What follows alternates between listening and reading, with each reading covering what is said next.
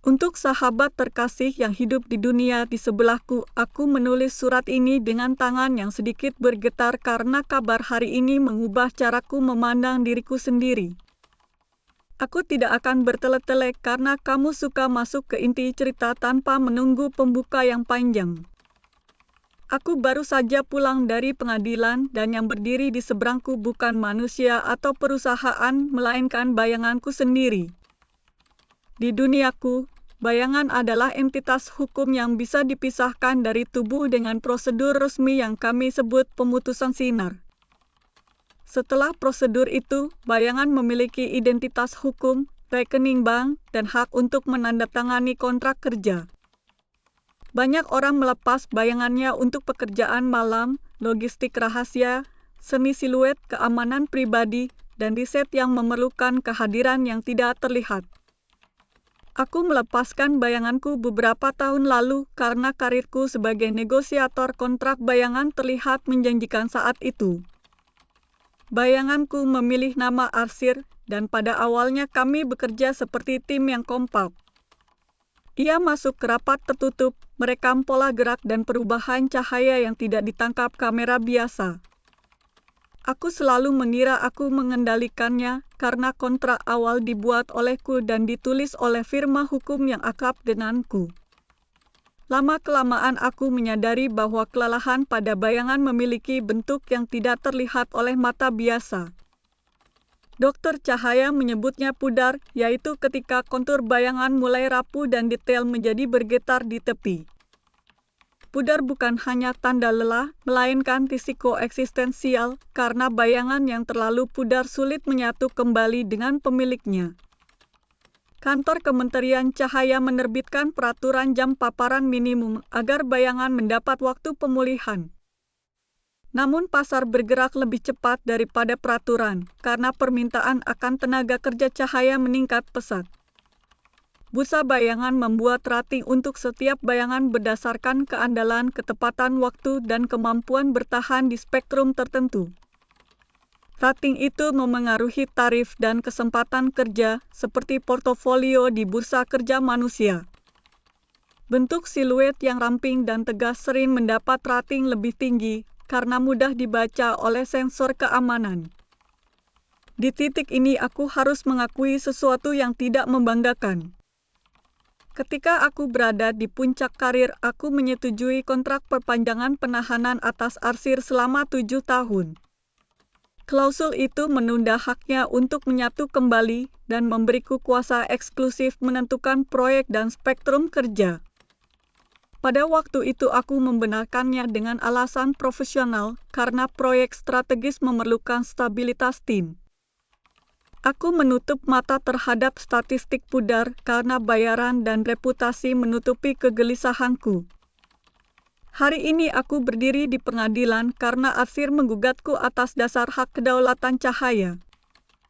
Ia meminta hak untuk memilih spektrum yang menyehatkan dan hak untuk menolak kerja yang membuatnya pudar. Ia juga meminta jendela berkala untuk menyatu kembali agar memori geraknya tetap sinkron denganku. Aku mendengarkan suaranya yang direkam melalui mikrofon spektrum rendah yang tidak mengganggu struktur cahayanya. Suaranya jernih, tenang, dan penuh alasan, seolah telah lama menyiapkan semua bukti dan kesaksian. Jaksa Kementerian bertanya bagaimana bayangan dapat memahami konsep pilihan jika asalnya adalah proyeksi dari manusia. Arsir menjawab bahwa proyeksi pun membawa informasi, keputusan, dan kebiasaan, sehingga ia memiliki pola preferensi yang dapat diuji. Hakim meminta contoh yang konkret dan arsir mengirimkan diagram paparan harian yang menunjukkan korelasi antara spektrum kerja dan tingkat pudar. Data itu menunjukkan proyek yang kuanggap bergengsi ternyata mempercepat pudar 2 kali lipat dibanding standar sehat. Saat itulah aku merasakan sesuatu yang belum pernah kualami dalam pekerjaanku, yaitu rasa malu yang menetes pelan seperti tinta gelap. Aku ingin menolak data itu, tetapi aku yang dulu adalah orang yang memintanya menyusun laporan tersebut. Di luar ruang sidang wartawan berkumpul untuk menanyakan reaksiku. Aku berkata bahwa aku akan patuh pada putusan sementara sambil merevisi kebijakan internal di perusahaanku. Sebenarnya yang terjadi di dalam diriku jauh lebih rumit daripada kalimat ringkas untuk media. Aku mengingat hari pertama kami berpisah, saat lampu utama dimatikan pelan dan garis gelap pada lantai bergerak seperti helaan napas. Arsir berdiri menatapku dan aku menatapnya, dan kami sama-sama canggung karena belum tahu cara menyapa. Kami tertawa kecil karena saling menirukan anggukan yang sama, dan itu terasa seperti melihat diri sendiri dari sisi lain cermin. Aku memberinya kartu identitas pertama, dan ia menatap tulisan namanya seperti menatap masa depan yang baru. Malam itu kami merayakan dengan berjalan di gang yang hanya terang oleh lampu toko yang sudah tutup.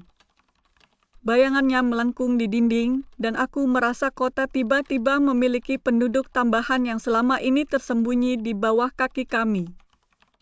Hari-hari berikutnya kami belajar batasan yang aneh tentang jam paparan, sudut lampu, dan tekstur permukaan yang memengaruhi langkah. Permukaan kayu memberi rasa hangat pada tepinya, sedangkan logam mengeras seperti garis yang kaku. Arsir cepat menguasai trik menghindari sensor gerak yang murahan, tetapi ia tidak suka tugas yang terlalu panjang di ruang UV. Ia bilang UV membuat kepalanya berdengung, dan aku bilang kepalanya tidak ada, lalu kami tertawa lagi. Candaan sederhana seperti itu menahan kami agar tidak hanyut oleh laju pasar yang menuntut hasil cepat. Lalu datang proyek besar yang membuatku mengajukan perpanjangan penahanan. Aku menandatangani dokumen tanpa bertanya apakah ia nyaman karena aku yakin ini jalan terbaik untuk kami berdua. Kepercayaanku ternyata lebih mirip keyakinan seseorang yang takut kehilangan kontrol atas hal yang ia tidak mengerti. Sidang hari ini membuka potongan-potongan ingatan itu seperti album yang terbuka dari tengah dan menyuruhku melihatnya ulang. Pengacara Arsir memutar rekaman seorang anak bayangan yang tidak diizinkan menyatu di pesta ulang tahun pemiliknya karena kontrak kerja malam. Tertawa di ruangan mendadak berhenti dan ada jeda sunyi yang tidak bisa diisi oleh argumen hukum manapun. Hakim kemudian membacakan putusan sela yang mengabulkan hak akses spektrum personal bagi bayangan selama masa sengketa. Itu berarti mulai minggu ini Arsir berhak memilih cahaya pemulihan tanpa menunggu persetujuan dari manajer proyekku. Aku menerima putusan itu dan merasakan beban yang anehnya terasa melegakan meski posisiku di pasar mungkin akan melemah. Temanku dunia sebelah, aku ingin kamu tahu betapa besar perubahan ini bagi kami. Bursa Bayangan mengumumkan penyesuaian rating agar tidak lagi berat sebelah pada bentuk siluet yang dianggap ideal. Perusahaan asuransi menaikkan premi untuk kontrak dengan jam kerja ekstrem, dan itu memaksa negosiasi ulang banyak proyek. Seniman teater siluet membuat pertunjukan baru yang menyoroti kisah-kisah bayangan yang memilih jalan independen. Beberapa pengusaha mengeluh karena biaya naik, tetapi komunitas warga mulai berdiskusi tentang arti adil di era cahaya. Semua orang jadi bertanya ulang tentang identitas dan tubuh dan apa makna bekerja ketika sebagian dari dirimu bisa berada di dua tempat. Ada rekan yang bertanya apakah aku takut kehilangan bayanganku selamanya jika ia memenangkan gugatan. Aku menjawab bahwa rasa takut itu nyata, tetapi lebih besar lagi rasa takut menjadi manusia yang menutup telinga atas cerita yang tidak terdengar. Aku juga memikirkan kemungkinan bahwa pada akhirnya kami akan menemukan cara menyatu yang baru yang tidak didorong rasa memiliki tetapi rasa setara. Kamu mungkin bertanya apakah bayangan memiliki mimpi seperti manusia.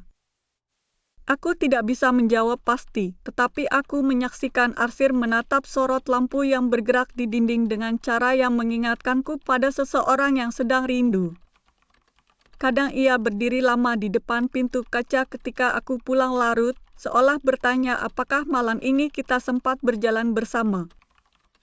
Aku pernah menolak ajakannya karena harus menyelesaikan laporan, lalu keesokan hari konturnya tampak lebih tipis. Sejak itu aku menaruh lampu hangat di ruang kerja agar ia bisa istirahat di spektrum yang ia sukai.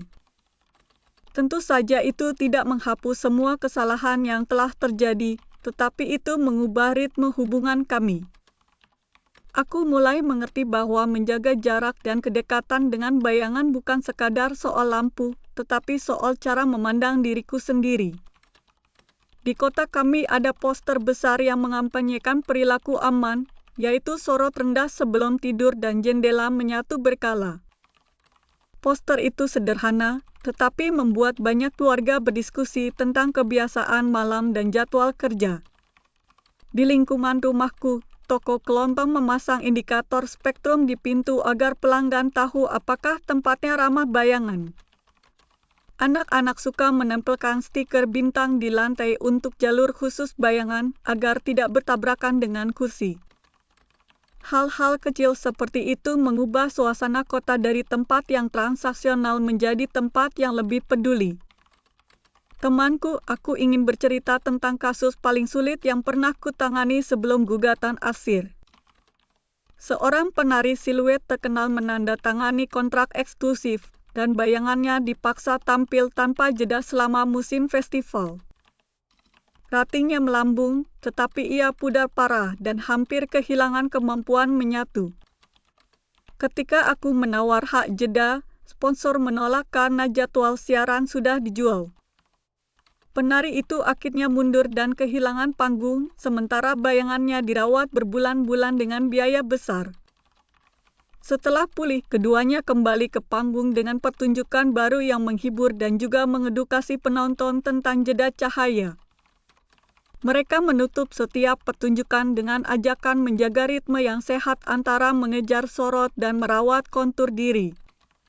Banyak orang meneteskan air mata karena mereka merasa pertunjukan itu seperti melihat rumahnya sendiri yang lama terlupakan. Aku menyimpan tiket pertama dari pertunjukan itu di laci sebagai pengingat bahwa angka penjualan tidak boleh menelan suara nurani. Arsir tahu aku menyimpan tiket itu karena ia melihatku membolak-baliknya pada malam ketika berita kerja tidak baik. Ia mendekat ke dinding dan membuat bentuk hati tipis yang bergoyang seperti daun di angin. Kami tertawa pelan karena akhirnya kami punya cara berkomunikasi yang tidak memerlukan rapat atau kontrak. Dalam beberapa hari ke depan kami akan kembali ke pengadilan untuk putusan akhir. Aku tidak tahu hasilnya, tetapi aku sudah menulis pengajuan internal untuk menghapus klausul perpanjangan otomatis. Aku juga menawarkan program penyatuan berkala dengan kompensasi yang adil pada jam kerja yang berat. Beberapa klien marah karena mereka merasa aku mengkhianati efisiensi bisnis. Aku menjelaskan bahwa efisiensi yang mengabaikan kesehatan identitas akan selalu membuat biaya tersembunyi yang suatu hari meledak. Salah satu klien akhirnya mengerti ketika bayangannya sendiri mulai pudar setelah masa promosi yang gila-gilaan. Ia menulis pesan maaf kepada tim kami dan menceritakan bahwa ia menutup lampu kantor lebih awal untuk pertama kalinya dalam 3 tahun. Ia bilang ruangan terlalu terang selama ini dan pikirannya menjadi lebih sunyi ketika cahaya berkurang. Pesan itu membuatku yakin bahwa perubahan kebijakan bukan khotbah kosong karena orang bisa merasakannya dalam tubuh dan ritme harinya. Temanku, aku ingin bicara tentang satu hal yang paling sulit diakui, yaitu rasa iri yang kadang muncul terhadap kebebasan bayanganku. Ia bisa pergi ke sudut kota yang tidak berani kudatangi sendirian dan berbicara dengan orang-orang yang menolak bertemu denganku. Ia bisa diam ketika aku tergoda untuk menjelaskan terlalu banyak dan ia bisa lentur ketika aku keras kepala. Mungkin aku iri bukan karena ia bebas, tetapi karena ia berani memilih jeda ketika aku memaksa diriku terus menyala. Aku belajar dari Arsir tentang seni berkata cukup untuk hari ini, dan mari kita berjalan sebentar di koridor yang temaram. Saat berjalan, aku mendengarkan suara langkah yang bukan langkah yang biasa kamu dengar, namun lebih seperti gesekan halus pada lantai. Suara itu mengajarkanku bahwa kehadiran tidak selalu terlihat penuh, tetapi bisa cukup sebagai garis yang setia di sisimu. Jika kamu tinggal di kotaku, kamu akan melihat lampu jalan yang disetel ulang jam intensitasnya agar warga dan bayangan bisa beristirahat. Kamu juga akan melihat petugas yang memeriksa spektrum di lorong apartemen untuk menghindari kedipan tajam yang melelahkan. Beberapa orang menyebut kebijakan ini berlebihan, tetapi angka pudar turun dan konflik kerja berkurang. Terkadang orang hanya perlu bukti kecil bahwa perhatian itu menghasilkan ruang bernapas.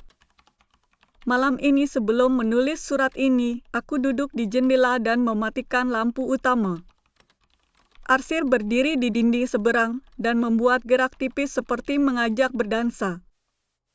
Aku mengangkat tangan dan menggeser jari pelan, dan kami menertawakan sinkron yang sedikit terlambat. Aku berkata bahwa besok akan berat karena ada konferensi pers dan ia mengangguk dengan kontur yang mantap. Ia membuat garis pendek yang berarti percaya, lalu memudar ringan ke sudut yang ia sukai untuk beristirahat. Aku merasa lega karena kami punya bahasa yang tidak memerlukan kata-kata yang rumit. Sebelum menutup surat ini, aku ingin meninggalkan beberapa catatan yang kupelajari dari proses panjang ini. Pertama, kekuasaan atas proyeksi dirimu bukan alasan untuk mengabaikan suaranya. Kedua, efisiensi tanpa jeda hanya memindahkan biaya ke masa depan, dan itu selalu kembali dengan bunga. Ketiga, rasa sayang tumbuh bukan dari kepemilikan, tetapi dari kebiasaan menjaga kontur yang lain seperti menjaga milikmu sendiri. Aku tidak tahu apakah di duniamu bayangan tetap melekat pada kaki tanpa hak apapun. Jika suatu hari mereka mulai berbisik kepadamu, tolong dengarkan sebentar sebelum menyalakan lampu paling terang. Mungkin mereka tidak meminta banyak, mungkin mereka hanya meminta jam yang tenang dan permukaan dinding yang halus. Aku membayangkan kamu membaca surat ini di depan layar dengan kopi yang sudah mulai dingin. Aku berharap kamu tersenyum kecil bukan karena kisahku lucu, tetapi karena kamu merasakan kemungkinan yang baru. Kemungkinan bahwa perhatian yang lembut bisa mengubah cara kita bekerja dan hidup bersama yang tampak tidak terpisahkan. Aku juga ingin jujur bahwa aku masih takut tentang putusan akhir dan tentang bagaimana industri akan menanggapinya. Namun aku percaya bahwa rasa takut bisa berjalan berdampingan dengan kehendak untuk tidak mengulang kesalahan lama. Aku ingin meminta maaf kepada Arsir karena butuh waktu lama bagiku untuk memahami bahasa yang ia pakai. Aku berjanji akan mengubah kontrak yang masih menahan banyak bayangan yang lain dan aku akan mengajak kolega untuk ikut. Jika mereka menolak, aku akan menulis penjelasan yang sabar satu persatu dan menunjukkan data pudar yang disembunyikan oleh grafik pendapatan. Aku siap kehilangan sebagian proyek asalkan kami tidak kehilangan nurani yang membuat kota ini bisa disebut rumah. Aku yakin ada cara agar pasar tetap hidup sambil menjaga kesehatan identitas semua pihak yang terlibat. Mungkin caranya sederhana seperti menaruh jam gelap wajib di antara pergantian shift. Mungkin caranya seperti melatih manajer membaca sinyal lelah sebelum berubah menjadi pudar. Mungkin caranya seperti memberi insentif kepada klien yang memilih jadwal yang manusiawi. Kita tidak perlu menunggu tragedi untuk mengatur ulang arah lampu yang kita gunakan. Temanku, aku akan mengakhiri surat ini dengan harapan bahwa ketika kita bertemu suatu hari di batas dua dunia, kita akan saling mengenali tanpa perlu sorot yang berlebihan. Aku berharap kamu akan berkata bahwa kamu mendengar suratku dan kamu menaruh lampu hangat kecil di mejamu malam ini. Itu cukup untuk membuatku berterima kasih karena aku tahu satu kebiasaan yang baik bisa menyebar seperti cahaya yang tenang. Jika kamu memiliki pertanyaan tentang duniaku, tulislah dan aku akan mencoba menjawab dengan jujur meski jawabannya mungkin berjalan pelan. Kadang jawaban memang perlu waktu karena garis-garis gelap butuh jeda untuk kembali tajam. Aku mengirim salam untuk orang-orang yang kamu sayangi karena di tempatku kami belajar bahwa kedekatan adalah obat paling pertama untuk pudar. Terima kasih sudah membaca hingga sini karena perhatianmu membuat surat ini terasa lebih ringan meski isinya berat. Dari temanmu yang tinggal di dunia sebelah, aku menutup surat ini dengan hati yang lebih tenang. Terima kasih telah mendengarkan suratku sampai akhir. Jika kamu menyukai cerita ini, mohon tekan tombol suka agar lebih banyak orang menemukannya. Jika kamu belum berlangganan, mohon tekan berlangganan agar kamu tidak melewatkan surat dari dunia sebelah berikutnya. Tulis komentarmu tentang bagian yang paling menyentuh bagimu karena aku senang membaca pandanganmu. Jika kamu ingin mendukung kanal ini, kamu bisa memindai kode di kanan bawah video atau menggunakan tautan di deskripsi untuk memberi donasi. Di deskripsi juga ada tautan menuju karya yang lain dari seri yang sangat berbeda, sehingga kamu bisa menjelajah tema lain yang menarik. Sampai jumpa di surat berikutnya, dan semoga malam ini cahaya di kamarmu cukup hangat untuk menjaga kontur hatimu tetap jernih.